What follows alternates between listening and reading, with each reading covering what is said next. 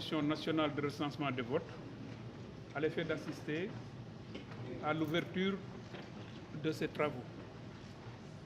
En fait, contrairement à ce que j'entends annoncer ça et là, il ne s'agit pas d'une conférence de presse, mais plutôt d'une rencontre explicative sur ce que nous allons faire pendant ces 5 jours qui vont du lundi au vendredi. Je voudrais me féliciter d'abord au nom de la Commission nationale de la bonne tenue de l'organisation de l'élection, surtout de la participation massive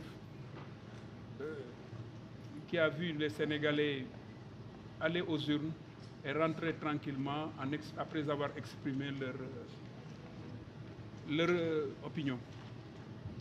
Vous dire surtout que nous sommes dans le processus en tant que Commission nationale de recensement des votes chargée à titre provisoire de rassembler les votes et de proclamer provisoirement les résultats.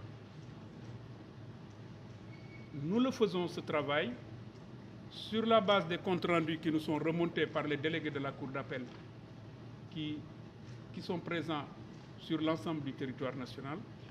Nous le faisons également sur la foi des procès-verbaux, et j'insiste bien sur la foi des procès-verbaux qui nous parviennent des 45 commissions départementales de recensement des votes, lesquelles commissions départementales de recensement des votes travaillent sur les PV des bureaux de vote et surtout documents pertinents annexés à ces PV.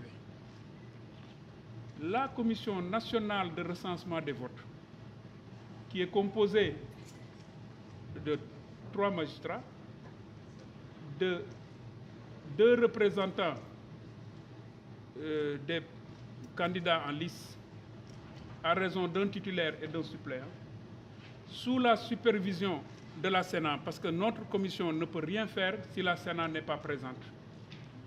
Travaille donc sur les 45 PV qui lui parviennent des commissions, et elle a pour tradition, dès le lundi comme aujourd'hui, de se rencontrer avec ses membres pour expliquer ses procédures et ses méthodes de travail.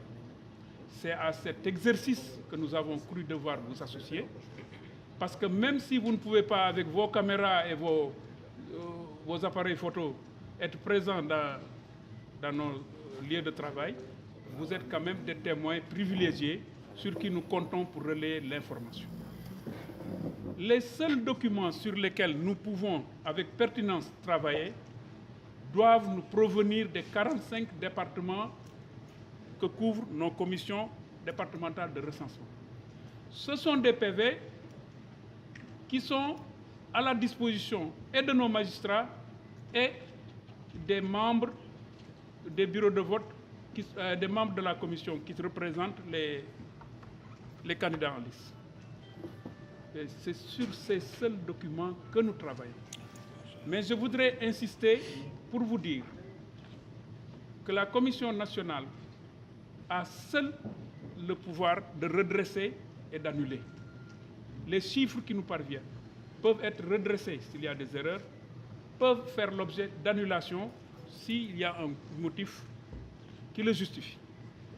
La commission départementale, contrairement à nous, ne peut faire que redresser des erreurs s'il y a lieu. Voilà pourquoi je voudrais insister avec vous pour vous dire que le travail de la commission commence aujourd'hui, parce qu'à dater de cet instant où je vous parle, nous avons les PV de Saint-Louis, nous avons les PV de Gossas, nous avons les PV de Guédiawaye, nous avons les PV de Malem Hodar, de Birkilane, de Bambey et de Koungheul. Et tout au long de la soirée, les commissions vont boucler leur délibération et vont nous rejoindre avec des procédures. Voilà pourquoi je voudrais vous appeler à ce travail de transparence que les magistrats accomplissent en relation avec les représentants des candidats qui sont un titulaire et un suppléant. Ils ont un droit de participer, comme nous, au débat, aux discussions, pour trouver, si le consensus est possible, la solution qui suit. Maintenant, s'il n'est pas possible de s'accorder par le consensus, la loi donne le pouvoir aux 3 magistrats que nous sommes de trancher, et à charge pour les représentants des partis qui trouvent qu'il y a grief, d'annexer leurs observations au procès-verbal que nous remettons le vendredi au plus tard à minuit au Conseil constitutionnel.